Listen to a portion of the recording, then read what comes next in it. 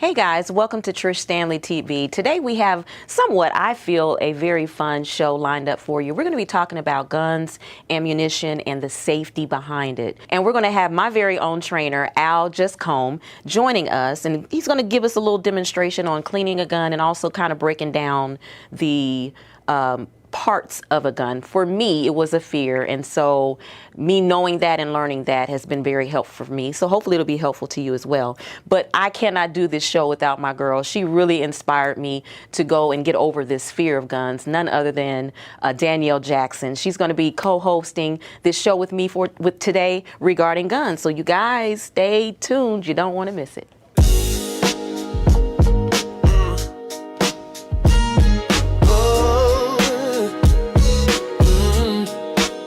Trish Standley TV show.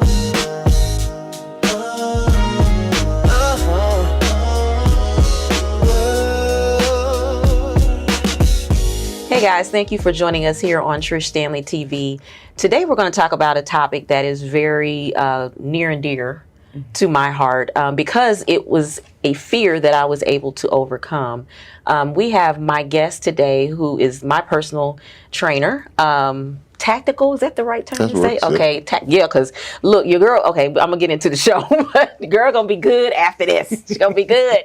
But we have none other than Giscombe. That's it.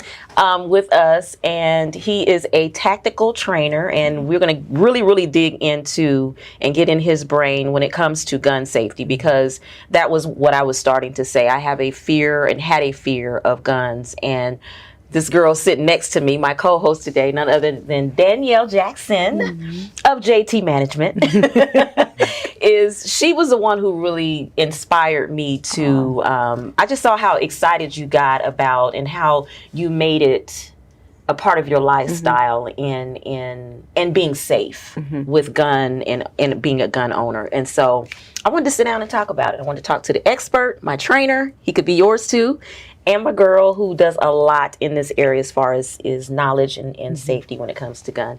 Before we start with Al, give us just a little bit, you've been on the show before, but just give us a little bit of who you are. I said JT Management, but you got some other stuff going on. Share that with us so we can get caught up, and then we'll jump right into the topic. Well, like you said, I'm Danielle Jackson of JT Talent Management, where we nurture and help develop talent to get to their full potential with integrity and professionalism. That's a big thing.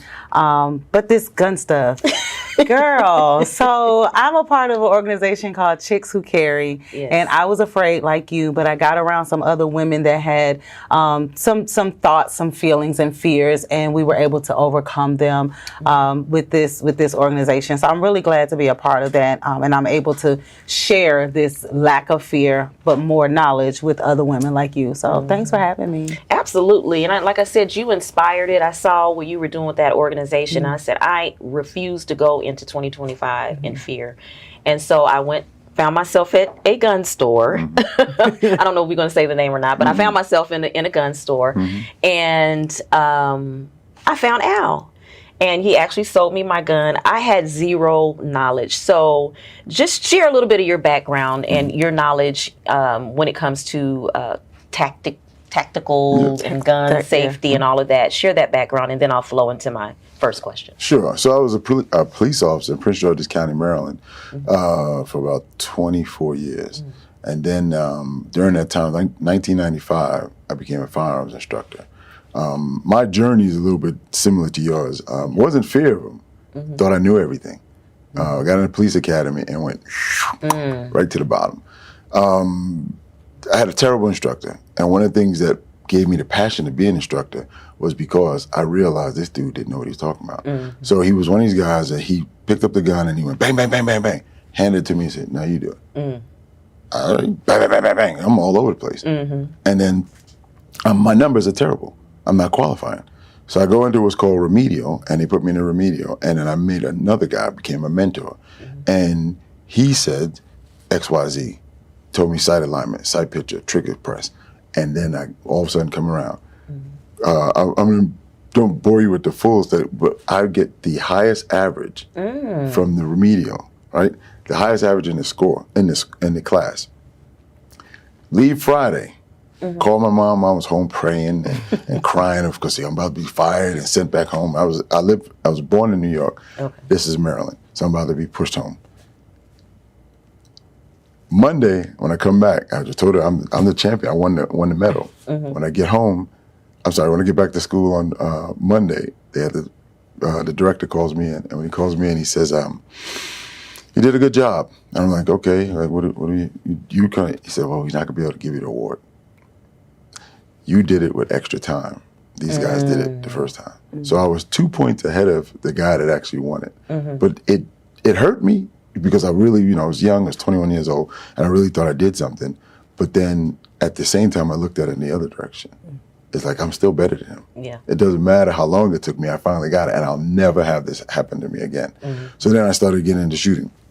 My first competition was bowling pins, and I was shooting, never heard of this, right? It's like it's kind of faded nowadays, but it's a real good competition. So they put up 6 bowling pins for each contestant, and you have to knock the pins down first. I had a .38, the gun that the department issued me.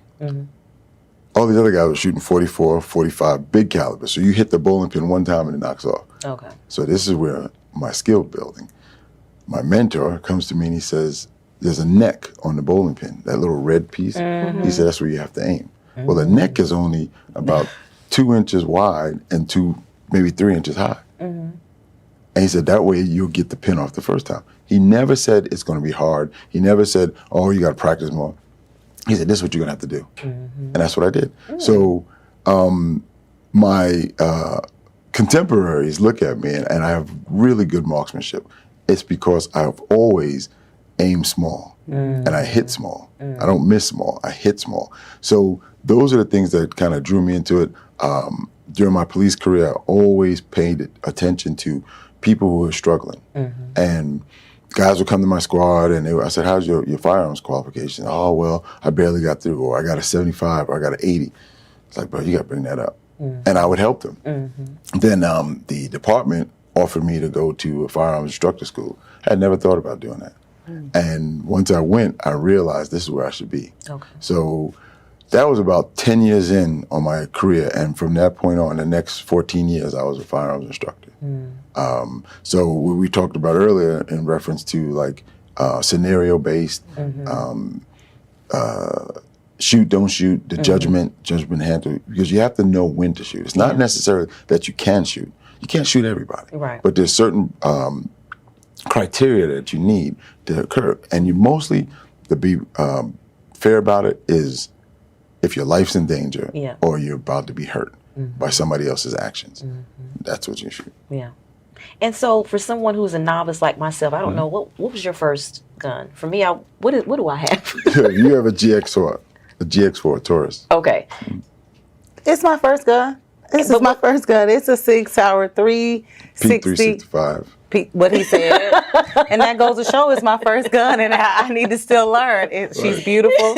She's TT to me, so I don't know. Now, I haven't named mine yet, but you see my bright pink. So she's in the making. I haven't named her yet. Right. But how do you know? It's a 9mm. That's all I know. How do you know as a novice, new, and you're looking for what's best for you? How do we know I know what the answer is going to be, but how do you know what's the best gun or the best choice for you? Well, what I suggest people do is that they go to a range where you can rent more than one gun. So a lot of ranges, you go and pay one price, and then you bring that gun back and you can get another one. Okay. So what I tell people all the time is try a 2-inch gun, try a 3-inch gun, try a 4-inch gun, try a compact, try a subcompact, and try a full-size gun. See which one you feel more comfortable with. The shorter the barrel, on average, the more recoil you'll feel. Okay. Right? And the longer the grip, the better control you have over the recoil. Okay. So the only real reason that we want to control and mitigate recoil is because you're going to shoot multiple times. Right? So we start off with marksmanship. And when you start off with marksmanship, that's where you start to group the rounds. That starts to open, as we call it, tactics. As you move, tactics, all it is moving with a purpose. So when you start to move, the rounds do this. So if you can't group keep your rounds together standing still, we have to work on that first before we Right. start moving. Okay. Because when you move, and we're responsible for every round. So in the range, we have a berm. As long as it impacts the berm, we're fine. So you missed the target, no big deal. But in real life, if you miss the target, that may be somebody's grandmama that had nothing to do with you. You know, an innocent person. So we have to be really, really responsible and practice. Practice. The people that I've met over the time where they have a gun, but it's in a closet for emergencies, right? Like a fire extinguisher. No, and even with fire extinguishers, you need to take that fire extinguisher out, buy two, practice with one, and have one for your emergencies. Because if you don't know how to do it, and you get there that first time, and you read the directions, and you pull the pin, and you pull, and you squeeze the nozzle, and it goes, and snatch your hand back that you don't weren't ready expect for. it, yeah. And it's under stress. See, so that's just a fire extinguisher. And most people will say that's a benign. No, that thing is going to give you a jolt as soon as you pull that, you squeeze that handle down. So that's why you need to practice. Yeah. And the same thing with firearms. So imagine with a firearm for the first time you're shooting it, or you have limited times on behind a pistol, and you pull the trigger. And you get that jolt, like we work with you. I put one round in the gun because I knew that just in case you pull it again. So we can be safe, and you can get that feeling out, and you understand that the bullets are going away from you. Yeah. So now we can be relaxed and get more confidence. The more you do it, the better you get. And I also like that you put the rubber bullets, and I started with the rubber bullet first. Right. And I feel like that helped me with the sound, because for me, like when you would shoot, I would feel myself flinch, and I knew that I'm going to definitely do that when it's my turn to shoot. So that it helped me. That rubber bullet helped me. Okay, I ain't got so much focus on the bullet, more so the sound. Right. Yeah, that's tough.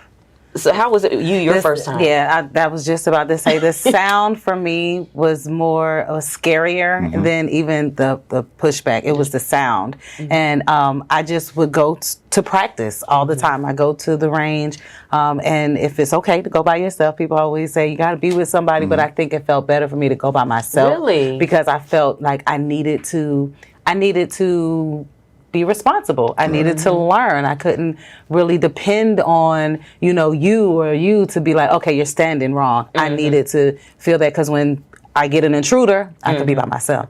So the sound was tough for me, but I'm really loving my weapon, learning how what that sound is and what that feeling is. And I think you could correct me if I'm wrong, but I think you kind of get used to your weapon and understanding how your weapon gives you that recoil. And we can go practice together. Yeah, we need to. I need to do a couple more sessions with him first, though. Yeah. Take me. Okay. Oh yeah, absolutely, absolutely. Now, one of the things that I like that we train on at outdoor. Yes. And I think that also helped with the sound for me, even though it was still an issue. I think that if I was inside, I probably would have quit, to be honest, because that's how much afraid I was.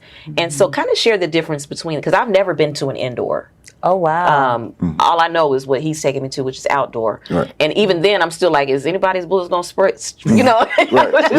But toward the end, I wasn't. Right. But in the beginning, I was like, That's a concern, and it's natural. Okay. Right. When I'm in an indoor range, I flinch too. Okay. There's nothing you can do about it. You're a natural human. Now, if you're some kind of psychotic, and you see somebody walking around and there's bullets going around them and they're not flinching, you got to watch that one. That's the one to pay attention to. The recoil and the combustion of the round leaving the chamber is going to be noisy, and it's going to have a physical with the recoil, right? Indoors, that sound is reverberating off the walls and goes right into your body. So if you're standing there, especially if you're in the middle, because now everyone's rounds are going off. If you're closer to the ends, sometimes you don't feel it as much because this side doesn't get close to this side, so you don't have to worry about one side. But that flinch is natural. So what we do is you try to get over that. So it's kind of like abnormal, right? Because you're going past it. Your body knows, hey, there's an explosion going off just in front of our face, however long your arms are. So your body naturally does get ready to fight because it gets get out of here. You have to train yourself that this round is going to go off, but I'm going to be okay. Right, because the rounds are going away, and I said that to you. It's one of the things I say: as long as the rounds are going away, we don't have to worry about it. They're coming this way. It's time to Matrix. Now we got to do some Neo stuff and get out the way. So when we practice, we had discussed it also about standing still and being flat. That's the marksmanship. You have to build that skill level up, and it's boring. And I've had clients who, one of my refrains is, nose over toes, because you're more in aggressive positions. Yeah, see, you remember those, nose over toes, because you have to be aggressive. It's a fight. If you're defending yourself with a firearm, you are now in a fight with a gun, right? So even if that other person doesn't have a gun, you're fighting with a gun. So you got to get your nose over toes. You got to be in an aggressive position, and the repetition part he didn't like. So he literally was like, "I'm done," and I said, "Look, take one more time. Come back one more time." He came out. I didn't say nothing to him, and I said, "We going through the drills." As we're going through the drills, he was messing up, and he looked at me, and I'm not gonna say anything. You said you were done. You're good now. And he says, "Okay, now what am I doing wrong?" And I said, "Nose over toes." And he rolled his eyes and he looked down, and you see that he's standing upright, and he was leaning too far back. And I said, "See that? This is what I'm talking about." And as we move forward, the rounds were impacting low left, and he's looking at me, and I said, "Get a grip with your left hand a little bit tighter." Tighten down the left hand. All of a sudden, the rounds come back into place. Yeah, and that was one of the issues I had, is with my hands positioning, and because he teaches all of that, he the stance, all of that you're learning, and so now I can say I can hold my gun like a cop. You hear me?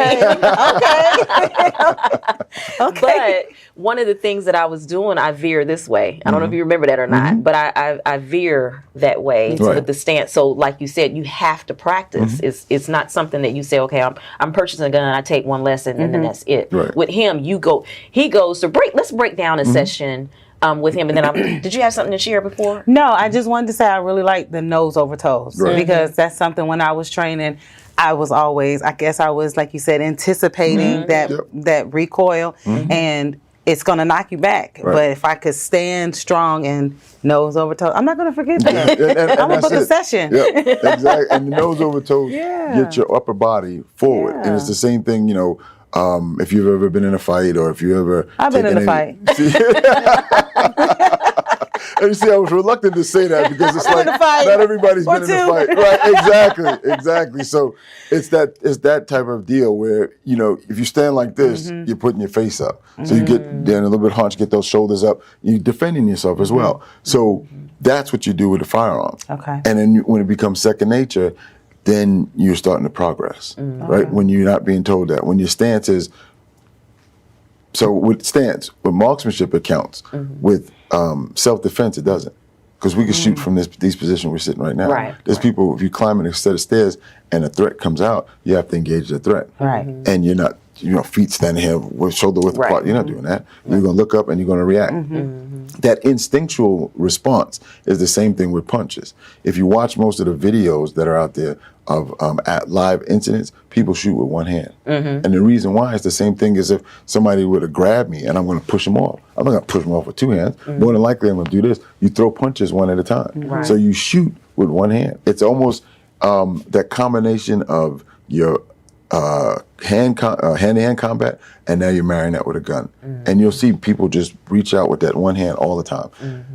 What we try to do is put that second hand on the stabilizer, because now you get a higher accuracy. Your accuracy starts to become more finite, as opposed to being all over the place, right? And those are the things that we want, because we're responsible for every round. And I was going to answer the other part where the sessions start, it depends on the person. Sometimes I take the gun apart and we go from there and we show different parts.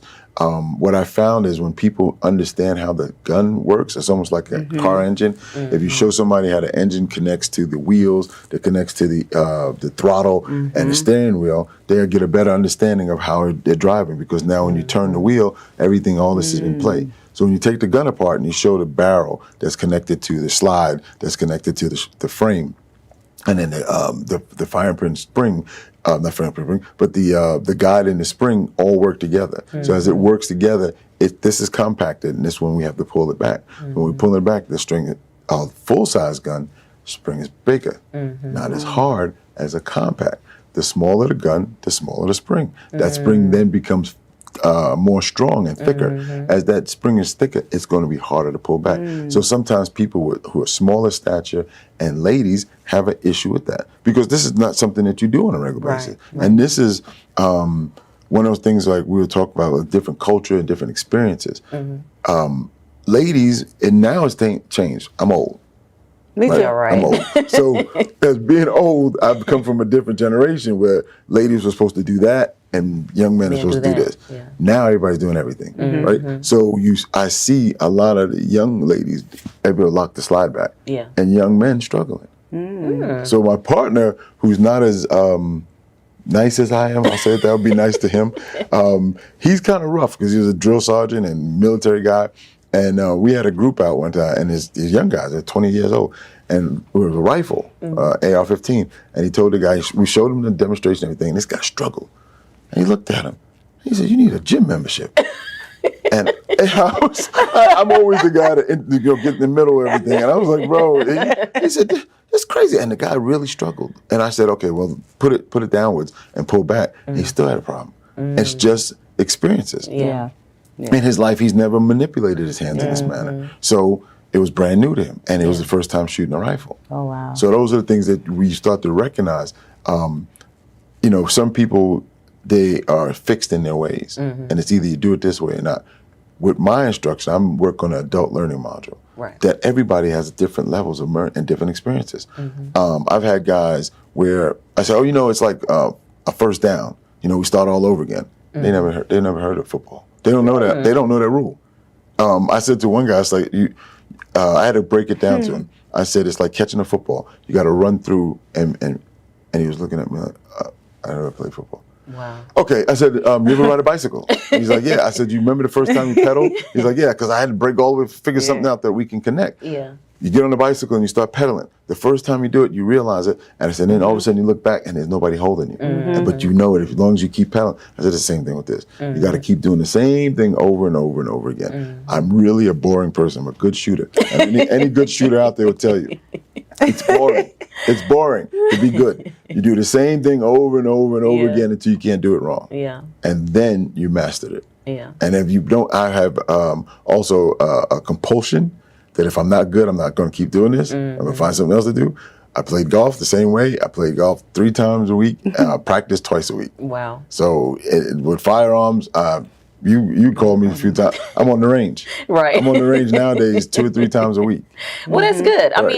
mean, I love the way that you teach in the sense that, first of all, you have the patience. And then I love the way you break everything down. I'm such a technical person, and people see me and they're like, "Oh, that's all she into is fashion and media." No, I'm a technician by trade. Right. So, being understanding of how this is how, and we're going to break down a gun where you show us all these different parts in the second half. But that first session with you, I was worked up. I was nervous. Yep, I remember. And I'm like, I'm going to have to shoot a gun today. I don't even think I shot the first day. I don't even remember. We did the one round. She blacked it out. Yeah. Oh, yeah. Yeah. But it was nowhere near. It was like getting there. I was nervous and I had all this anxiety and stuff. And he calmed me and he just broke it down. Like, for instance, you showed me the chart how I should be looking through the gun for my target. Right. And then after a session or two, then I was shooting more.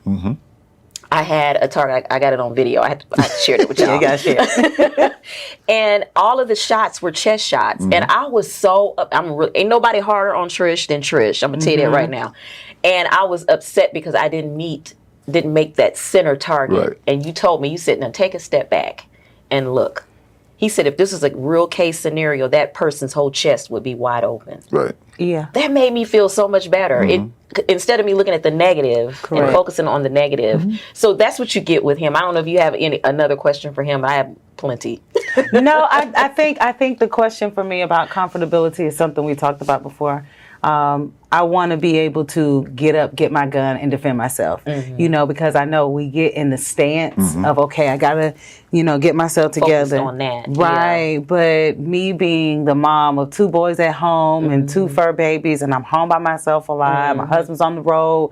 I want to get that comfort of just, okay, someone's in my house, and I want to get it. Tell me what you explained to all of us, how you explained to me about that 15 feet kind of situation in the home. I think everybody really would love that because I feel better about myself now. Right. Tell me, because I need to know. My span of control is 15 yards. Okay. And what I mean by that is that if I'm not going to engage any target that's beyond 15 yards. And now my estimate may be 16, 17, sure.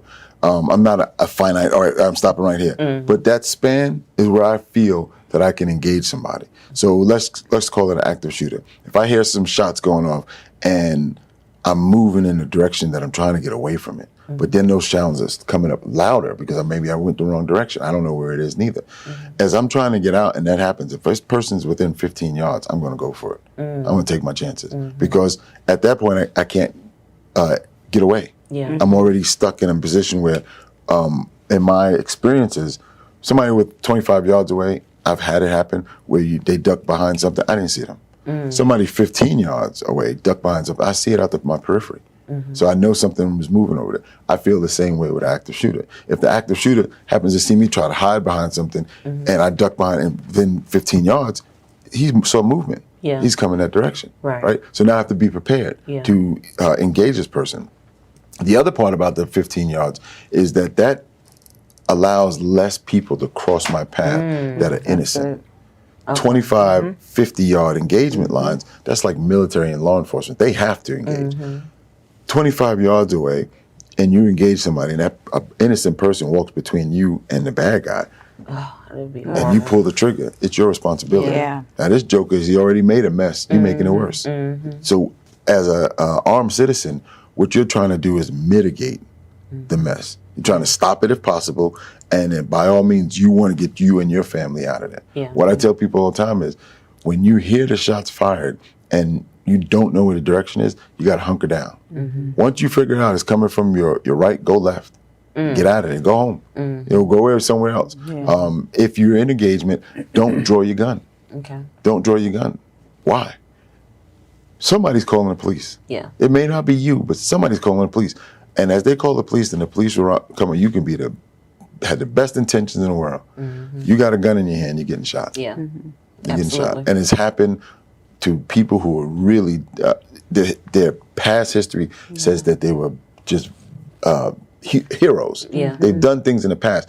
And then they had a gun in their hand, law enforcement shows up, they're shooting. Yeah. There's no time to say, hey, are you a good guy or a bad guy? Right. As soon as they see you with a gun, they shoot. That's it. We're going to take a quick break because I want to do a quick demonstration when we come back. But I just want to get your opinion on something. That 200 yards that assassinated this young man, is that a trained marksman, or is that something that a layman or even a 21 untrained person could do? Girl. Just yes or no, or you don't know? I could train both of you to do that in Really? less than an hour. Less than an hour? Yep. When we going? No, but really? Absolutely. With a rifle, I'm it's shocked. not a hard shot. Okay. When you So start that makes talking a about lot of hard shots, perspective. Okay, yep. Because we 500, 800 yards, those are difficult shots. Okay. 300, it got some difficulty, but 200-yard shot, Okay. the same range that we went to, we can just walk down to the range area, to the long range area. Wow. They have a 300-yard range. People hit those targets all the time. Okay. That made a lot. I needed that. I needed Children to hear who that from hunt, other Really, I people. did too. children who hunt take 200-yard shots on a regular Okay. basis. Okay. Yep. Okay. That explains a lot. Yeah, I agree. All right, guys. We was thinking the same thing. I know. I was like, that seems impossible, but it's always good to get a real perspective. So Right. we got a professional perspective, and so that will deplete that theory. And we're going to the conspiracy range theory. so we can learn how to shoot. Yes, too, and huh? we're also going to learn. Yeah. But guys, we'll be right back. Trish Standley TV show. Welcome back to Trish Standley TV. We're here. We're about to, Al is about to show us how to clean a gun, but before you show us how to clean it, can you take it apart and kind of demonstrate what you were talking about with the Sure. coil and all of that? First thing, this gun's already been checked to make sure that it's safe and clear of all ammunition. So is the table and so is this area. We want to make sure all the ammunition, it's just a safety precaution just to make sure so that nothing ever happens while you clean a gun. And what you want to do for each gun is a little bit different. For this one, I've already disengaged the slide release, and what we're going to do is just remove it, just like Okay. that. So this is your grip area right here. Next is the recoil guide and spring, right? And this is this right here, what we were talking about earlier. This small piece is what It's rough. recoils, where you have to chamber it around, right? And then we have our slide right here, And this is the slide, and this is the barrel. Okay. Right. So barrels lock up right here. This is the lockup. This is the linkage. So when you check your gun, you want to inspect it to make sure that you obviously shot this one before. I have. Yeah, good. All right. So you want to check this linkage, make sure that all the parts there, if you see it, and even if you don't know what it looks like, there's no cracks. Okay. Right. And there's nothing chipped off, or it doesn't look like it's abbreviated or missing. And the reason why is because at that point, if you put this back in the gun, you'll see that the gun won't function properly. Right. What I also show is where it sits in, right, without the slide on. It gives you a better understanding. When we have the ammunition in the gun, it goes inside the magazine. That magazine sits there like that. Oh, wow. Right? So that's what the gun looks like when it's inside without the slide on. So what's happening is the bullet sits up and goes into the chamber. This part of the barrel is the chamber, right? And the shell sits inside here. The bullet goes out this way. The shell is extracted this way and removed. And then the next round, when it's sitting pops here, up. pops up and goes into the round, sets the gun up. That's why we have to give the frame, the grip, a solid platform, because the gun is rotating, cycling back and forth on the rails, right? One of the other things that you want to do is you want to pay attention to the rails, make sure that there's no abbreviations or any markings or damage to them. They should be straight and flat, just like that, right? So then we can do that. We take the three major parts away, and we get them that way, and move that out. Yep, there you go. So just like that. And then what we're going to do next is we're going to use some of this solvent.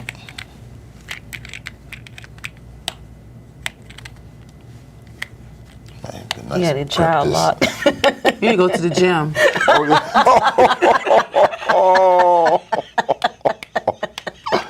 Oh my goodness, that's a good one. I like Your that. hand might be too big. I'm telling you, this is really, really, there it goes. It's Oh, okay. I didn't know if you needed help. I think I do. I'll give it to you. There it is. Boom. Yeah. See? And then with ladies. We're moms. We're used to Right. the child Snatching people right. up. Yeah. So I'm going to show you one way that I do it. Just don't re-dip it in, because once it's dirty, the contamination Okay. gets inside. So Okay. use a fresh one and just kind of get it wet like that. And then we're going to take this and run it through the barrel, right? And do a nice little twisting motion to get it all inside. And it smells good. You like that smell? All right, cool. That makes me crazy. Yeah, no, it's called Odeur Happy's number 9. Okay. Thank you. There you go, little dash of I was asking before, the brand of, because this is a whole set of cleaning, the brand doesn't necessarily matter. No, there's multiple brands out there. They all do the same thing. One, say they're slicker or easier. They're all the same. Okay. All you want to do is get one. This is a lubricant, and this is a solvent. And the solvent breaks down the burnt gunpowder on the gun. Okay. Right? So it helps mostly inside the barrel. Okay. Then at the same time, I don't have a cleaning brush at this point, but I would do the same thing. Take the cleaning brush and just run it inside here, right? And just wipe those things down, wipe it off. It's not, again, never going to be to a point where it's like corroded unless you ignore the gun for a long period of time. So if you don't clean this for, say, years on end, and shoot it, then you'll start to see corrosion on it. Right? So, how often should one clean their gun? I would say about 6 months. Oh, my. Right, if not sooner. Some people do 200 rounds. I'm finicky with it. They're made to withstand war, right, in battle. So you don't have to be overly finicky with it, but you need to clean it at least, like I said, once a year. Maybe on your birthday. Remember. That's a good way to That's remember. a good way to remember. It's a little crazy and psychotic on your birthday, though. You cleaning your gun, but I'm just, hey, I'll keep that in mind. At that point, you can do something. You have something to look forward to. Okay, that's a good way to. Okay, we'll And go so with now that. you had mentioned earlier, I don't know if it was earlier or if it was in our session, you kind of broke down what this is. I know you showed how that all came together, but what is this right here? That right there is the slide, and this piece here, it allows the gun to know when it's connected. Okay. This is actually part of It's the like a trigger lock? bar. No, it's a so when the gun See that? The trigger. Oh, okay, I see. So when it knows that there's a slide on it. So when you put that down and it helps aid in the transfer of this into what's called a sear, which is there's a striker fire gun. See this moving right here, right? As this moves down, this takes off the safety, which is right here, and allows the firing pin to go forward. Okay. Right? Because this particular gun does not have a safety. External safety. External safety. This right here on the trigger is a safety. So if I pull this back without pressing that down, it won't go back. But if I depress that, see how it goes? Yes. So that's a safety. There's a trigger safety on it, and that's designed so if you would put this in, say, a purse, and you did like that, it won't fire. Okay. If it does like that, it will. Okay. But if it's what do you call those, like a chapstick or something like that inside the gun, as long as it doesn't push that trigger safety down, it won't fire. Okay. Right. So what this gun is similar to. Glock was the first manufacturer to mass produce striker fire guns, right? There's striker fire guns were around before that, but Glock was one that kind of made it famous. Okay. This is a striker fire gun, and you can tell it by a striker fire because it doesn't have a hammer on it, see? Okay. And that back plate. This is part of the safety mechanism. This is an interrupter. It blocks that piece right here, that little silver piece. That blocks the firing pin from coming out. So if I move this, and push that. See the firing pin now? That's the firing pin. So that's safety. That piece right there, that plunger, allows, and this what this does. This pushes up and allows the safety to release and allow the firing pin to fire. Okay. And this happens every time you pull the trigger. So every time you pull the trigger, this cycle goes through. That's why you have to have a stable platform with your grip in order for the gun to function. So if you have a weak platform, the gun is going to rotate and it's going to be out of sync. So it has to be synced in order for it to fire, cycle, eject the last round, and chamber a new round. Okay. Right. So we go through that, we clean it, wipe it off, right? Wipe off all the parts, just go down. And it's not anything. And you also need like a rag that you can do to just wipe it off and wipe the wet stuff off.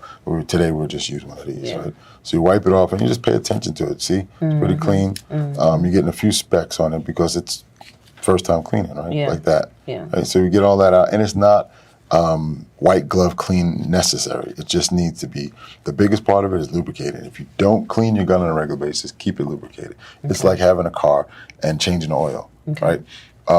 If you have no oil in a car, you're gonna get it to lock up and seize. If you have dirty oil in a car, it'll run, but it'll have some issues with it. Same with the gun. If you have, the oil dissipates, especially if you carry it from the heat from your body.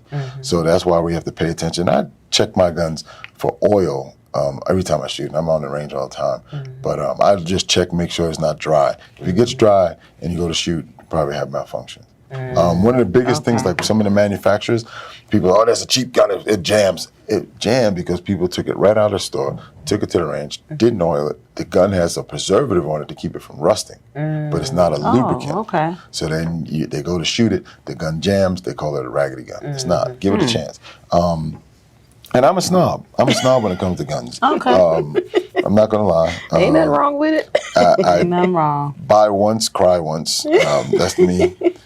So it's one of those things that, you get what you pay for, right? So if you want to have issues with a firearm, go ahead and buy something that's lower level. But there's a lot of manufacturers out there that have decent guns. Right? So now, when you hear stories of people who say they were cleaning their gun, they had an accidental firing while cleaning their gun. How does that happen when you've totally dissected this? You avoid one of the process. What I said when we first started. All the ammunition is away from it. This table is void of ammunition. Okay. So somebody has a magazine that's loaded, and they think that, all right, the gun is clear. But then they stick a loaded magazine back in the gun, and then they chamber it and fire it. And I didn't remember that. See? So take it away. And people, they look at it and they say, and at this point I'm using a brush, a bore brush, in order to go through the bore. The barrel, in order to give it a nice little, now this gets into lands and the grooves. There's lands and grooves. I don't know if we can get that on camera, but there's lands and grooves inside the barrel right? And there are little lines in it, and that helps the bullet actually turn. So as that sets the bullet into its turning pattern so that it gets that, what's it called? So now when the bullet flies, the path is true. Okay. Right. And see, this Look is... at that. Yeah. So this is what you get when you clean guns. I didn't bring gloves today, but I usually I have a box of those like surgical gloves, and you just wear it. Another part to pay attention to is this is the muzzle crown. Take a look at this to make sure that there's nothing scratches or cracks in this as well. Okay. And the reason why, this is where your accuracy in the gun comes from. This helps in actually. So when the bullet leaves, if there's a crack in it, you'll see the bullets start going downward. Okay. You'll shoot it in here, and it'll be lower than your target. Okay. So where you aim, you'll note if it's the muzzle that all around's impacting a little bit low, and that means that you need to have this resurface. Okay. So now you said resurface.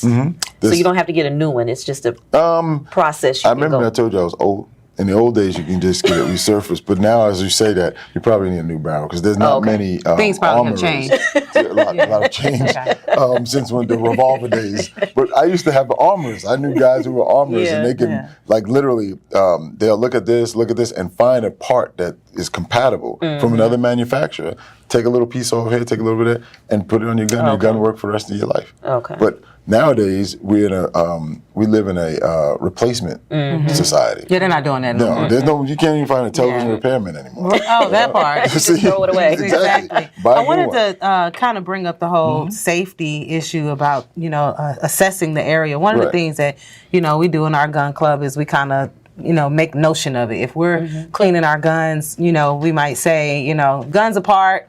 Right. Or no ammunition on the table or whatever. I'm cleaning my gun, something like that, because that is so very true. That if I think that we're all clear and we're about to go shoot, and I'll put it in there, and you're like, "Hey, I wasn't finished cleaning my gun," and I'm like, "Oh, ready, boom." Right. Yeah. So I think that that's something that is really important to adapt with your gun or your weapon friends. Absolutely. That if we're going to shoot together, hey, let's have some key words on when you're cleaning. Another thing is when you are loading, making sure your barrel's down, away from everyone. You don't want to be like, how's this feel? Girl, so just some That's little a bad things. feeling. It is. It's scary. It's very scary. That. This part right now is I'm going through. I just put the board brush in, and now I'm going through with a clean and pulling it out. Okay. So any excess that was in there now, the barrel is about as best as it's going to be. The other part we take a note of is also right here, and this is your ramp, your feed ramp. So the bullet actually hits this and slides up inside. It helps aid it, right? So we want to make sure that's kind of clear and nice and smooth. And once it's smooth, that means it's ready to do the same process in reverse. Take the barrel, stick it inside the slide. This is the part I have a problem with, because I've taken it apart and then been like, what I do? It's all back together now. Well, I'm going to tell you, YouTube is your friend. YouTube is your friend. Yeah, Almost every manufacturer has probably about 100 people who've taken apart a gun and replaced it and show you online. This is the key part of all cleaning is the lubricant. Now, see these stainless steel rails? They aid in the slide being able to go back and forth, but there's a little bit of lube always helps. So just a little, like a dot or two, like that. Just a little lube. Yep. And again, I'm used to doing it like this because I'm wearing my gloves. So can you ever have too much, No. Okay. Because I'll be so nervous that it won't get too slippery. When you say that, the key about if you're carrying a gun, on a regular basis, and you put too much lubricant on, what happens is it attracts lint. Right? Okay. Because the majority of people will have more problems with lint on a gun than they actually will have shooting a gun. Okay. Having to be involved in a critical incident. So now the gun is fully back together. And that was all the oil that was needed. That's all the oil needed. Listen to it now. That's nice and smooth.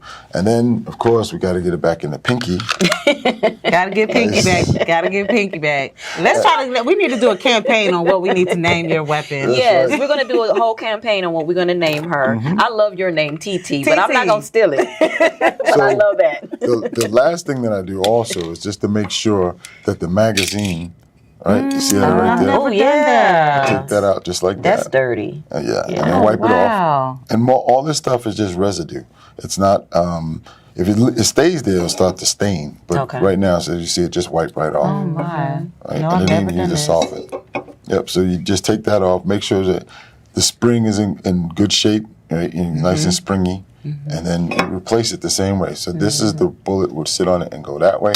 So I'm going to orient the frame of the slide to be in the same way, and it goes back in the same direction. Then you compact that, hold it down, and you put the floor plate on the same direction that it came off, just like that. So, ladies, this is when you got to be careful with your nails. And you mentioned that on how with the nail thing, you might have to just pay somebody to do this part. But how, you were mentioning shooting properly with nails. Right. So what our trainer had us to do was practice, because I may have short nails this week and long nails next week. You got to shoot as if your nails are always going to be long. Right. So I'm, when I pick up my gun, I'm careful to take my, just kind of take inside. That's why I'm concerned about, my gun sitting here and watching TV. I want to be able to run, and just get my gun. But it does take the practice of being able to take your fingers through there and get it. But it's also about the kind of gun you have and the kind of, what's this called, this part? Grip. The grip. That's important. My grip is a little short. Oh, okay. So I think that's bigger, the grip. The longer, yeah. The thing too, also, you won't even remember that. I guarantee you. Having been in critical situations before, all those little things you don't pay attention to. Okay. What I mean is the threat's there, right? And as you see the threat, you're focused. Your eyes are going to be this big. It's taking all that information in. Those little minute things of nails being on and all that, you're not going to pay attention. We're not going to care about those nails. No. We're trying to kill somebody. I'm trying to get you up off me. But what you will find is that if the nail impedes your ability to pull the trigger, you're going to be doing something that you expect something to happen, and it's not happening. Yeah. And then that's when things go, okay, what's going on? And you come out of that focus because he's supposed to be dropping, and then you realize the gun isn't firing. So that's why, as your trainer was saying, do it with the nails, because do it with the situation that give you the most complications. Right. I like to keep things very simple. Prior to the Glock, I was carrying a revolver. When I moved to the Glock and the revolver are very similar. There was no safety on the revolver. There's no safety on the Glock. My department then went to a a Beretta 92 FS. Had a safety on it, and that was a little bit different because sometimes officers would draw the gun out, pull the trigger, and nothing happened because the safety was on, right? So now they had to make a conscious effort, and we changed the style you draw. You draw the gun and you flip the safety up at the same time, so that way the safety it's off. Okay. Right? Okay. And certain guns you have to carry it in a single action mode, like 1911. That gun the hammer is back and it's cocked at all times. So you just have to know that before you carry it and practice with it before you actually need it. Because one of the lessons you give also is pulling from the holster, which I haven't taken yet. It's going to be probably my well, no, I need to do a little review first. Oh, we got you. But also, I always keep my gun in the holster because it's an added safety measure for me as well, especially when you're carrying them in your bag or your purse. Yes. This right here. Yes. The trigger has to be guarded. Yeah. So even if you don't get a full conventional holster and you just want a trigger guard, and that means it's just going to cover the trigger, that's the key for any carry, is that you keep the trigger, because when you reach for something, you do this. Yeah. So if I didn't have that, my finger's going straight there. Yeah. And now, under stress, more than likely, I'm going to pull the trigger. Right. So we want to practice keeping the finger off the trigger, but under stress, you will put your finger in that hole, and then when you just moving, you're going to fire the gun. Yeah. Right. So holster is definitely most important. People buy them and they just want to put it in their pocket. I don't advise that. Yeah. Same thing. You reach in your pocket, you're going to pull the trigger. I have a friend, her husband shot himself in the leg because he had a gun in his pocket. Oh, my goodness. So, yeah, it's very real. And that was part of the reason why I wanted to do this type show. Not that, and as well as a lot of us are out there, especially us women of color, we are afraid of arming ourselves, but it's necessary, especially in this climate. Today, we are targeted. Y'all targeted too, but we are targeted as well. Oh, yeah. And so it's the safety of getting, if you're going to get one and get a trainer, learn and practice, which is what I'm learning, practice in and that's why we wanted to do this broadcast today. But I want to thank you guys for hanging out with me. You know, love you, love you, love you, and thank you. I'm gonna see you when I come back. Okay. But yeah, I'm gonna see you too, evidently. yeah, and Al, real quick, just share your contact information for someone who may have questions, or someone who wants to take the training. I don't know if you'll travel to Yeah. do training. I don't know if you do classes. We travel. We Yeah. have classes. The website is www.saberteamtactical.com, and we do everything. We do small groups, shotguns, rifles, pistols. I do revolvers still. There's a lot of people, advanced age, and they still depend on that. They like that dependable revolver, and I still do training with revolvers. Tactical groups. We bring small people, six people or more. We get those groups together and we go through things. Home defense. We had families out. About a week ago, we had a family come down from Maryland and they wanted to train together. And we had rifle training, we got pistol training. The youngest one was 17. The dad was like in his 50s, and then mom, she was somewhere in the middle there. So we got all these folks together, and we were doing the scenarios that you were talking about. And something happens, bump in the night. Don't go check it. Don't go looking for it. But if it comes to you, be ready. Call 911. Stay hunkered down in a room. Get that gun drawn on that door, and anything that comes through that door. But this is the problem. You have to have a plan. Because what about if it's cousin Ed and he just drunk tonight, right? So we gotta be a little bit cautious, but we have to have code words. So if I yell out peeper and they don't say creeper, then I know that person. Bam, bam. Right. Exactly. Pew, pew. Right.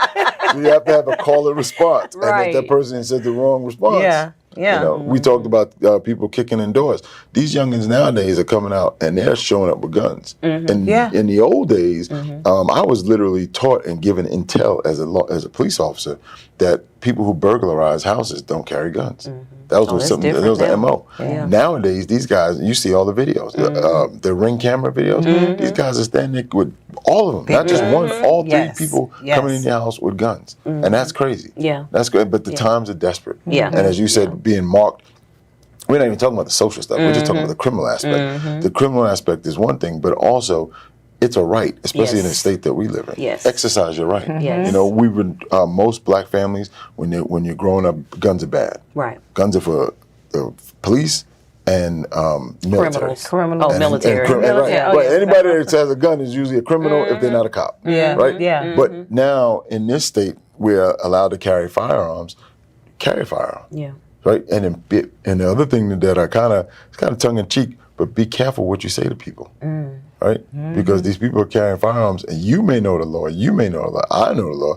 This is not a threat. But now you piss somebody off, and they want to shoot you. Yeah. Or you put too much mayonnaise on the damn sandwich, and They want to shoot you. They want to shoot you. Yeah, Right. it's Yeah. true. So I'm so glad you came and hung out with me. We had moved some stuff around, but we made it happen. Yeah. And so I want you really, really, really, truly, if you have a fear, especially of firearms, get with an expert, because the same way he broke down, like I said in the beginning, I'm very technical. So this helped me overcome some fear just by knowledge, just by knowledge alone. So I encourage you and I inspire you to go in and seek some professional assistance, and then also share, again, the organization you work with. I know you guys is by membership only, but I'm sure there's other organizations out like what you all are. Yes, there are several organizations out there for women that are fearful or have questions. But the organization that I'm a part of is called Chicks Who Carry Atlanta. We have 12 chapters, international as well as local, on the domestic side. But we welcome trainers like this to help us to be safe. It's not cute just to carry a gun. It's just to be carrying one. We do it for protection. We do it for protecting our families, protecting ourselves, and to be aware, because there is a lot of other people out there that have weapons. So we have to protect ourselves because they have what we don't. So we need to get what they got, right? I need to post it. So yeah, definitely. Get you a trainer. Get you now. Get you now. I'm available. Right. All right, guys, we'll be right back. Trish Standley TV show.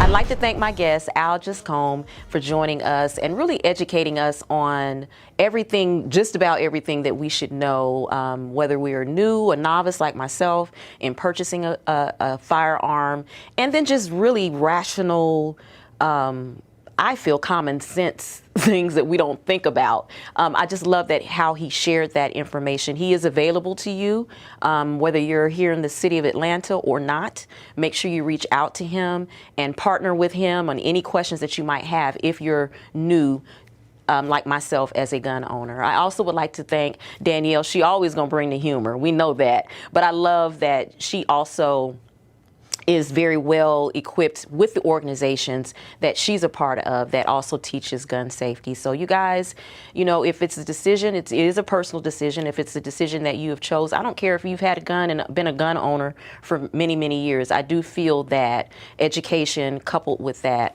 would be to everyone's advantage, because as Al stated, once that bullet leaves that barrel, that's it.